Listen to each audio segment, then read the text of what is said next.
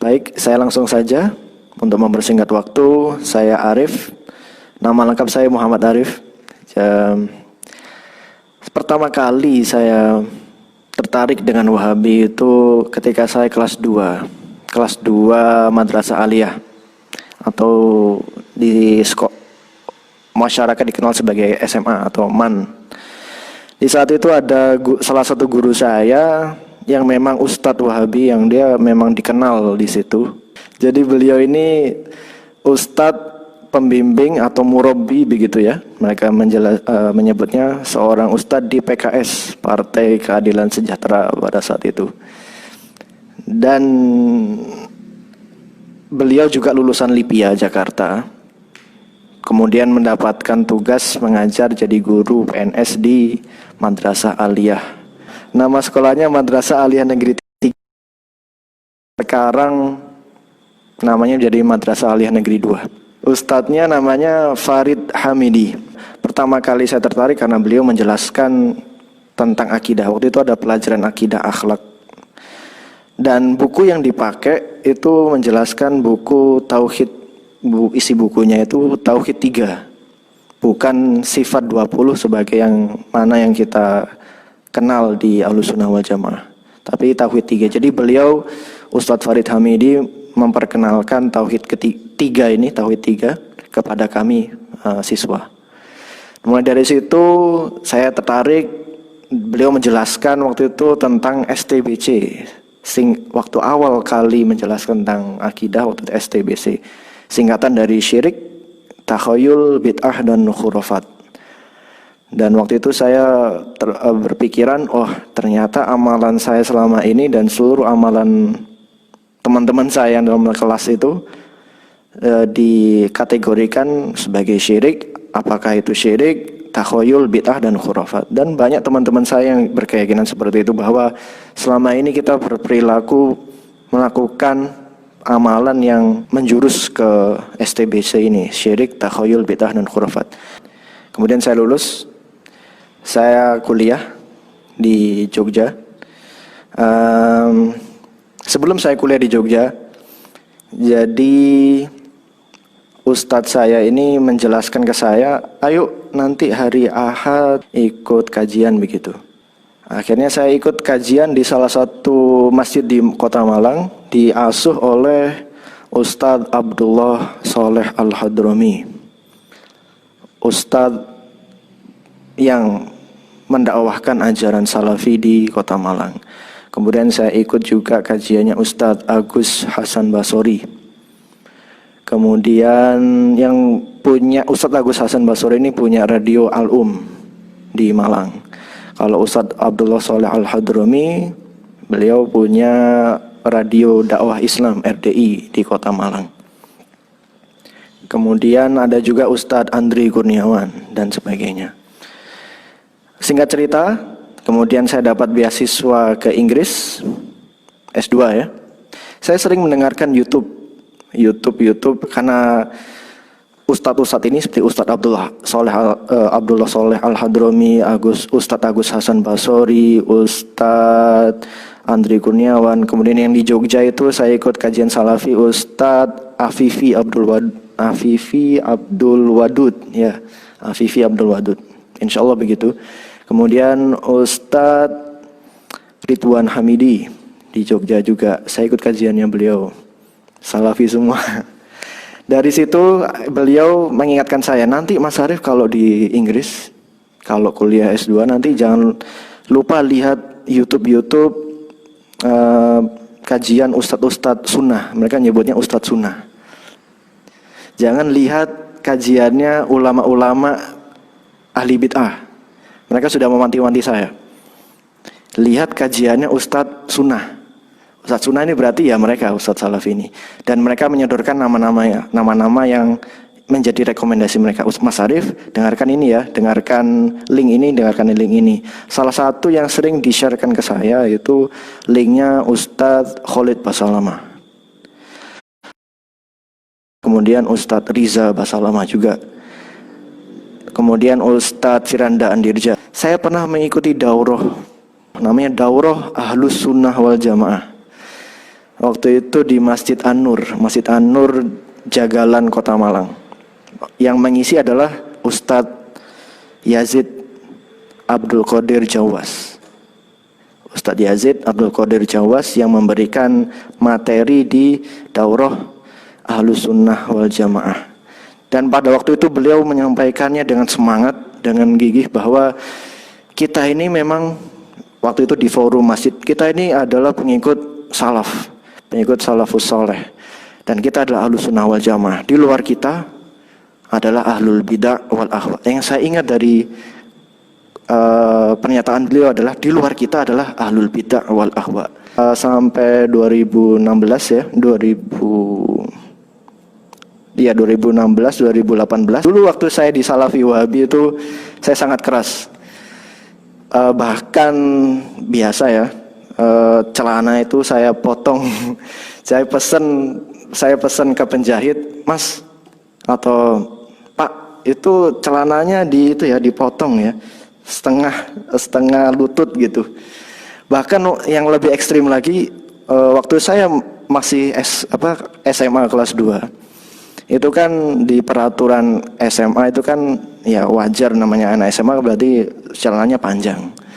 Itu karena terlalu ekstrim, saya terlalu menelan mentah-mentah, celananya saya potong, saya taruh yang celana seragam sekolah SMA itu saya potong mohon maaf segini, selutut gitu, yang notabene melanggar aturan sekolah. Dan saya terkenal di sekolah waktu itu, terkenal di madrasah, wah ini dia aliran celana cingkrang gitu. Saya dikenal sama guru-guru saya, oh ini Arif yang seperti itu ya, sekilas seperti itu. Akhirnya terbawa sampai saya S1, S2. Dan alhamdulillah saya tobatnya ya 2018.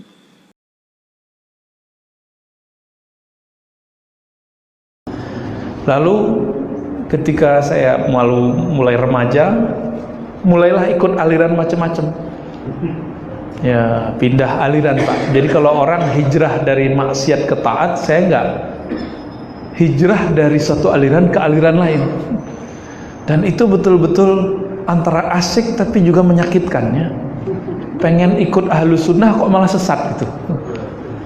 Pengen ikut Nabi kok malah serem. Pengen ikut Nabi SAW tapi kok malah membenci umat Nabi. Pengen ikut Quran tapi malah meninggalkan cara Nabi memahami Al-Quran gitu. Akhirnya bapak saya menyaksikan sendiri bagaimana anaknya itu menjadi orang yang ekstrim. Jadi saya pernah ekstrim dulu ya. Dulu kita di sekolah, anak remaja jenggotnya udah banyak belum, Pak?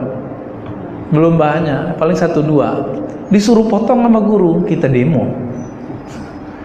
Jadi zaman-zaman musim-musim demo itu dulu nular, dan saya provokatornya dengan kawan-kawannya, ayo kita demo aja.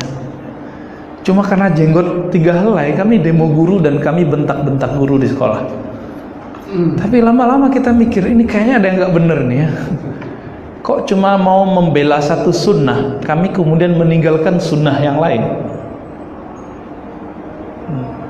Sunnah jenggot itu bagus, tapi kemudian saya meninggalkan sunnah menghormati orang tua, guru. Dulu kami bela-belain kalau sekolah itu celananya saya gulung, Mbak. Dikata-katain lagi sama guru, bukan dikatain sih, yang rapi nak gitu. Kita nganggapnya guru kita, wah guru kita liberal nih, padahal guru kita nggak liberal. Akhirnya bentrok lagi, ketengkar lagi, sampai kemudian saya dianggap sesat di situ, di sekolah itu. Belum tahu, Pak, karena saya itu buat halaqah dari masih remaja udah punya halaqah. Akhirnya nyari guru, pindah aliran lagi. Puncaknya saya capek, semuanya ngaku sunnah. Akhirnya saya sholat hajat, ya Allah, aku butuh orang yang betul-betul mewarisi sunnahmu, sunnah Rasulmu. Maka di situ saya nangis lama, sujud terlama saya ingatnya itu, tolong pertemukan aku dengan pewaris sunnahmu, sunnah Rasulmu Sallallahu Alaihi Wasallam. Saya doa itu Pak, baru 5 tahun dikabulkan. Jadi tetap muter, mencari apa yang orang sebut sunnah. Dan saya kecewa hampir dengan semua kelompok itu. Ya, walaupun mereka tetap semuanya ahlus sunnah, cuma mengklaim dirinya paling nyunnah itu yang paling berat ya. Bagi saya itu kemudian iklan kecap nih gitu. Sama kayak iklan kecap.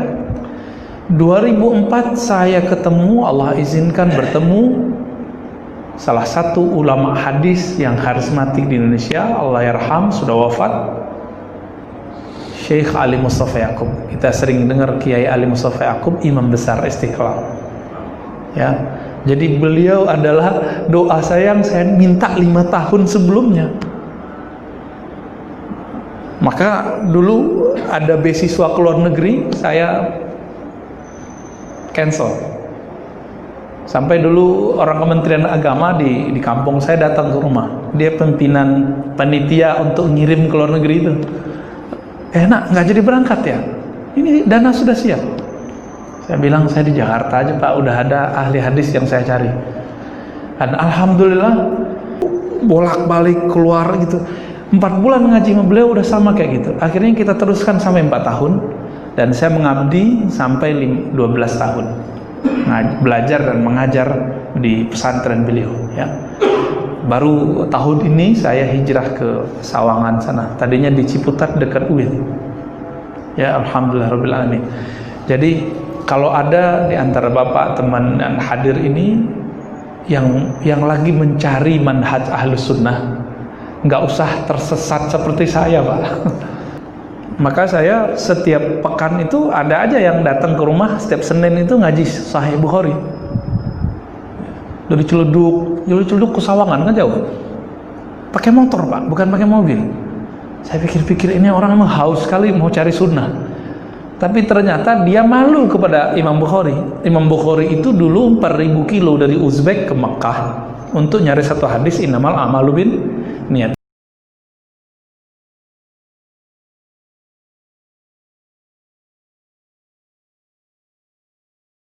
Musik dan nyanyian itu dikumpulkan kalimatnya dalam ma'azif. Ma'azif itu dalam riwayat Imam Bukhari ada satu riwayat yang kontroversial yang membuat ulama kita lagi-lagi sepakat untuk tidak sepakat. Ya, Imam Bukhari, bayangkan ini Imam Bukhari meriwayatkannya. Apa kata Imam Bukhari? Akan muncul satu zaman dari Nabi SAW, akan muncul satu zaman ala ummati. Ngapain mereka? Yastahilun, menghalalkan apa? Hirra wal harira, ya. Menghalalkan pakai baju sutra, ya. Biduanita. Kemudian disebutkan apa lagi? Wal khamra, dan khamar, tua, minuman keras. Di ujung ada kalimatnya wal ma'azifah, dan ma'azif. Apa arti ma'azif? Alat musik dan nyanyian. Nyanyi, musik itu disamakan di ma'azif. Di mana kita ketemu syarahnya? Di riwayat Imam Ibnu Hajar Al-Asqalani, Imam Hafiz. Beliau mensyarah kitab Imam Bukhari dan mengatakan al-ma'azif al-aswat, ya, wal alat, suara dan alat. Makanya sebagian ulama yang mengartikan ini wal ma'azif, ada dan alat musik serta nyanyian, mengharapkan musik dan nyanyian secara mutlak. Manhaj siapa ini? Ini pendapat Syekh, guru dari guru kami, Syekh bin Baz rahimahullah. Beliau memfatwakan haram. Tahun berapa ya? Waktu saya masih sanawiyah, kita kelas 2, kelas 3, sampai saya kelas 3 aliyah, saya menganut fatwa itu bahwa musik haram. Dulu kami bagi-bagikan itu fatwa Syekh bin Baz rahimahullah dan fatwa Syekh Albani mengenai musik. Maka saya dulu banyak musuhnya Pak, banyak musuhnya dulu. Kenapa? Orang tua saya musuhi. Itu dulu orang tua kita kan senang musik ebit GAD gitu ya. Tahu kan? Salam buat ayah. Itu saya lemparin semua ke belakang rumah. Saya berangkat, bapak saya pungut lagi. Ya. Bapak saya mau beli radio, mau beli TV, saya bilang nggak boleh, haram. Ya, haram semua. Tapi ajibnya apa? Bapak saya, alhamdulillah masih hidup, tidak pernah menyalahkan pemahaman saya. Beliau siap makan hati. Sepertinya beliau mendoakan dari belakang, ya Allah, tolong beri hidayah anakku, beri ilmu yang luas bagi anakku. Doanya mustajab. Doanya mustajab. Saya pindah ke Bukit Tinggi. Di situ jadi kutu buku, kutu kitab. Masuk perpus, nyari kitab. Ternyata ketemu fatwa ulama Azhar. Ulama Azhar pakai hadis yang sama, pakai hadis yang tadi, bahwa akan datang satu masa dari umatku yang menghalalkan sutra, biduanita, khamar bersamaan dengan musik. Jadi terjemahan mereka, wow di situ artinya bersamaan. Sedangkan Syekh bin Baz menerjemahkan dan. Jadi wow itu bahasa Arab artinya bisa dua. Wow ma'iyah artinya bersamaan dengan adanya musik, atau wow berarti atof. Atof itu hukumnya sama dengan sebelumnya. Jika sebelumnya haram, maka hukum musik jadi haram. Kalau wow ma'iyah, belum tentu dia haram. Maksudnya adalah dulu orang kayak sekarang, mohon maaf, bar-bar itu ya, kafe-kafe yang merah, kafe-kafe yang di situ banyak maksiat. Di situ ada orang pakai baju berlebihan, baju sutra, minuman khamar, kemudian ada perempuan-perempuan buka aurat, tari stripping dan segala macam ya. Ada bahkan ya prostitusi ya seksual gitu ya, yang dikomersialkan. Dan bersamaan adanya musik. Bukan musiknya yang diharamkan, tapi yang di depan itu. Ini perbedaan antara ulama Azhar dan ulama Saudi. Tinggal Bapak ikut yang mana? Ikut yang mana kita? Ulama Azhar, ulama alim, tidak ada yang meragukannya. Sampai hari ini Syekh Ahmad Thayyib, Syekhul Azhar mengatakan begitu. Syekh yang sangat kontroversial ya, tapi sangat alim, Syekh Ali Jum'ah mengatakan begitu. Bahkan Syekh yang juga kontroversial, Syekh Yusuf Al-Qaradawi mengatakan hal begitu. Semuanya ulama-ulama Azhar. Jadi kutub Azhar sama kutub Saudi beda. Sama-sama memahami salaf, sama-sama memahami Sahih Bukhari, pemahamannya beda. Jadi apa hukum musik? Saya bukan mufti, saya nggak ahli fatwa, saya cuma nukil fatwa. Oh Ustadz sudah doktor, ya doktor kan gelar di kampus, bukan gelar fatwa. Ingat, doktor bukan hak otoritas berfatwa, apalagi LC, apalagi MA. LC S1, MA S2. Lembaga fatwa itu baru boleh berfatwa jika di dalamnya ada namanya syarat-syarat fatwa, dhawabitul fatwa, dan orang-orang yang berfatwa di dalamnya sudah memenuhi syarat. Dan saya belum masuk mufti ya, saya cuma nukil fatwa. Nah, saya sampaikan ke bapak-bapak, ibu-ibu, ikhwan alhamdulillah, ini fatwa ulama kita. Jadi kalau ada hari ini orang ngotot hanya satu yang benar, yang mengatakan musik halal semua, nggak benar juga. Yang mengatakan musik haram mutlak, nggak benar juga. Gitu ya. Loh Ustadz kok nggak tegas? Ya gini kan kita mau tegas, ulamanya beda pendapat. Maka semenjak saat itu saya menghargai orang yang menghalalkan musik, tapi bukan musik yang lahwul hadis. Kata Ibn Abbas, lahwul hadis itu yang membuat lupa kepada Allah. Surah Luqman ayat 6 ya. Sekarang kayaknya yang disebut lahwul hadis itu handphone, lebih melalaikan daripada musik. Seandainya Ibn Abbas hidup hari ini, maka lahwul hadis, maka ma'azif itu sekarang adalah smartphone kita Pak ya. Diharamkan pakai smartphone, kira-kira gimana? Dan bukti bahwa ulama Azhar punya dalil yang kuat. Apa buktinya? Di hadis Bukhari, di musim hari raya, Abu Bakar dan Nabi masuk ke rumah Aisyah. Abu Bakar kan ayahnya Aisyah. Ternyata di dalam rumah Aisyah ada dua perempuan sedang bermain, bermusik, bernyanyi. Apa kata Aisyah? Amizmar syaitan fi baiti Rasulullah. apakah ada surling syaitan di rumah Nabi? Hadis Sahih Bukhari. Awalnya mereka berhenti, lalu Nabi mengatakan, da'uhunna ya Abu Bakar, biarkan mereka wahai Abu Bakar, karena ini hari raya mereka. Pertanyaannya, Nabi di hadis itu menghalalkan musik nggak? Menghalalkan nyanyian nggak? Iya. Pertanyaan berikutnya, apakah di hari itu Nabi menghalalkan khamar, minuman keras? Apakah di hari itu Nabi menghalalkan pakai sutra? Apakah di hari itu Nabi menghalalkan bidu wanita? Enggak. Maka musik, di situ muncul kaidah, musik itu muharramun bi ghairihi la bi zatihi. Itu kaidahnya. Musik itu diharamkan karena faktor X. Jika ada faktor luar ini ketemu di musik, maka musik jadi haram. Musiknya sendiri tidak haram. Musik netral. Dia benda yang tergantung pemainnya. Itu menurut ulama Al-Azhar.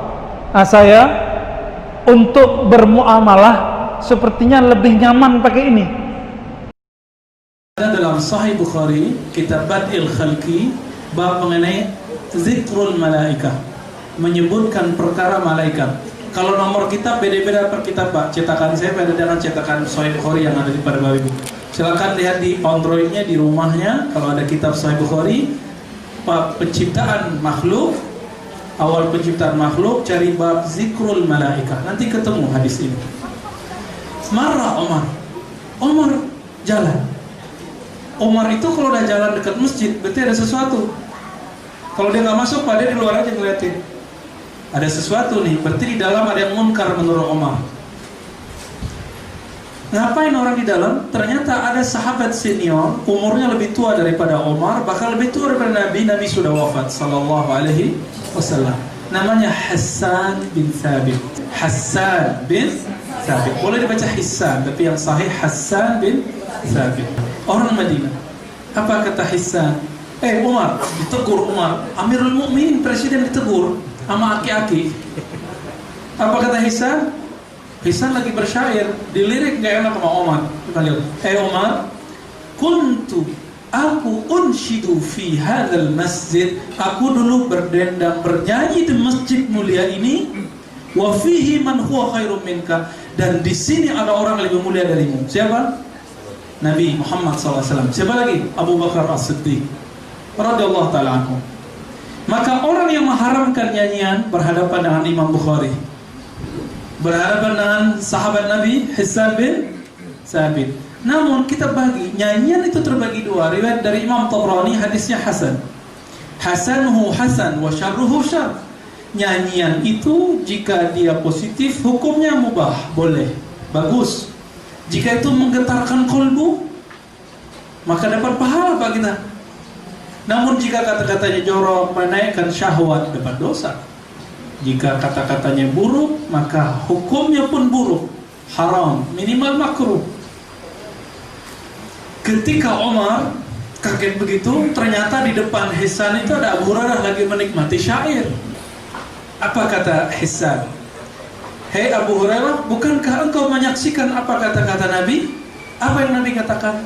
Abu Hurairah kemudian menyampaikan, Nabi bersabda, Allahumma ayyidhu biruhil quds. Ya Allah, kuatkan si penyair ini, si penyanyi ini, si pendendang ini yang bernama Hissan dengan Ruhul Quds. Siapa yang disebut Roh Kudus? Roh Kudus itu siapa? Sayyiduna Jibril alaihissalam. Maka kalau tadi nyanyiannya dari kolbu itu menggetarkan hati, itu yang disebut ada Roh Kudus di situ. Mau diapain kalau hati udah keras itu ya? Mau dibilang hadisnya 1000 kali, oh Ustaz bid'ah itu haram, itu ya sudah capek ya salam ya. Ada farqu baini wa bainak. Ini beda kita sudah kita sebutkan hadisnya masih bilang haram juga. Saya punya mahasiswi di UIN sana. Mahasiswi. Dia bilang, Ustaz, musik haram, nyanyian haram. Oh gitu ya Dek ya. Kamu senangnya murattal siapa? Saya tanya dia, kenapa kamu senang Misyari Rashid? Oh suaranya bagus Ustaz. Oh berarti kamu senang suaranya apa senang Qur'annya? Bengong dia. Oh Ya dua-duanya Ustaz. Enggak, kamu yang jujur. Kalau saya baca Quran, Bismillahirrahmanirrahim, Alhamdulillahirabbil alamin. Enggak enak, Ustaz. Jadi yang enak itu suaranya apa ayatnya? Suara. Oh, berarti meskipun kamu mengharamkan musik, nyanyian, kamu tetap suka suara bagus kan? Ini fitrah manusia. Mau dia pengharam musik, dia akan cari alternatif dari murattal yang bernyanyi, berdendang macam-macam, sampai kadang-kadang menyalahi nahwu sharaf, menyalahi tajwid. Banyak sekali ya. Jadi Bapak Ibu Saudara makan Allah, jika dimaknai hijrah memahami musik bukan berarti tinggalkan musik semua, tapi berpindah dari musik yang haram, yang makruh kepada musik yang positif. Saya sih memandangnya itu positif aja. Itu bagian dari proses orang ya lagi mau belajar itu kan, namanya orang kalau baru belajar sepeda, anak kecil kita itu ya pasti nabrak-nabrak, pasti nyungsep masuk ke sungai, masuk ke got dan sebagainya kan, itu proses gitu. Saya dulu ngalami kayak gitu juga kan, saya pribadi. Saya pernah jadi Wahabi, pernah jadi Salafi, pernah semua gitu. Jadi kalau sekarang sama teman-teman yang sok ngaku-ngaku sunnah, Salafi, Wahabi, saya bilang, gua udah 20 tahun yang lalu ya kayak gitu tuh, udah tobat, udah balik lagi. Kenapa? Ngapain juga, nggak ada apa-apa juga di situ, ya kan? Udah lewat itu masa-masa puber kayak gitu Pak. Nah ini mertua aku ini lagi puber dia, baru kenal gitu kan, wah merasa dirinya excited banget gitu kan. Saya jamaah sekalian, dulu saya puber kayak gitu kan, tapi saya begini, saya mencari. Makanya saya kuliah itu ke Saudi Arabia, di gudangnya dan di pusatnya, langsung dari pabriknya, fresh from the open, gitu loh. Bukan lewat cabang-cabang dan sebagainya, langsung belajar ke mereka. Ternyata ya nggak gitu-gitu juga, Justru saya malah mendapatkan nilai plus itu ketika saya belajar tentang mazhab Syafi'i yang dulu saya celak-celak. Nah, kalau saya sih nyampaikan aja, nggak punya beban apa-apa. Memang begitulah para ulama, mereka berbeda, ya kan? Saya tidak menggiring Bapak Ibu sekalian ikut maunya saya, enggak. Kecuali ada yang bilang begini, Ustaz, alhamdulillah sudah jelas semua, tapi saya mau tanya, jadi yang benar yang mana? Ya semuanya benar. Enggak, Ustaz pakai yang mana? Emang kenapa? Mau ikut Ustaz? Nah itu lain cerita, ya kan? Lain cerita. Kami dulu ketika masih keras Bapak Ibu, ini pengalaman pribadi. Dan sekarang baru sadar kami, ternyata saat itu kami sombong dan ujub. Itu dua sifat. Sombong dan ujub, tapi nggak sadar. Sekarang kami baru sadar. Sehingga mereka-mereka yang belum sadar itu sombong dan ujub. Kenapa sombong dan ujub? Karena mereka tidak mau menerima kebenaran kalau dari luar kelompoknya, itu sombong. Yang kedua, ujub, karena mereka merasa lebih baik dari yang lain, mereka merendahkan yang lain. Kami dulu begitu, dan sekarang kami baru sadar, kami bersyukur kepada Allah Bapak Ibu. Dulu ketika kami masih seperti itu yang ada itu kebencian. Orang sepandai apapun, kalau di luar kelompok kita, nggak ada nilainya di depan mata kita. Nggak ada nilainya, nggak ada harganya. Itu sudah dicuci otak seperti itu. Tapi setelah kami putuskan keluar, kami mau membuka diri, kami tambah referensi pengajian, baca buku, Masya Allah, luar biasa. Ini ilmu lautan yang nggak bertepi. Sehingga kami sekarang walaupun beda pendapat tetap saling cinta. Kesimpulannya, karena para guru tidak memberikan wawasan yang luas. Para guru hanya memberikan wawasan yang sempit. Jadi murid itu hanya diberi satu pendapat. Yang benar pokoknya ini, yang lainnya salah. Ini sumber masalah ini. Sumber masalah. Nah setelah itu, kemudian kami kalau mengajar selalu membuka wawasan. Ya, ada pendapat begini, alasannya ini. Ada pendapat begini, alasannya ini. Ada pendapat begini, alasannya ini. Kami mantap dengan yang ini karena dalilnya ini. Tapi kami menghargai yang lain. Kami menghormati yang lain. Sehingga murid-murid wawasannya luas, siap dengan perbedaan pendapat, lapang dada menyikapi perbedaan. Nah, ini penting. Kalau semua guru seperti itu, Islam sejuk, Pak. Kalau semua guru seperti itu, Islam sejuk. Jadi intinya kita hindari fanatik kepada madhab, fanatik kepada golongan. Dulu Ya, kami fanatik kepada satu kelompok. Jadi kalau ingin agama menyejukkan, semuanya menyejukkan, wawasan dibuat luas. Ya, caranya bagaimana? Ya belajar. Cari ulama yang memperluas wawasan. Kalau mau ngaji, cari guru yang membuka wawasan. Hati-hati mengaji kepada guru yang mempersempit wawasan. Usahakan ketika kita keluar dari pengajian itu dada lapang. Semakin cinta kepada kaum muslimin.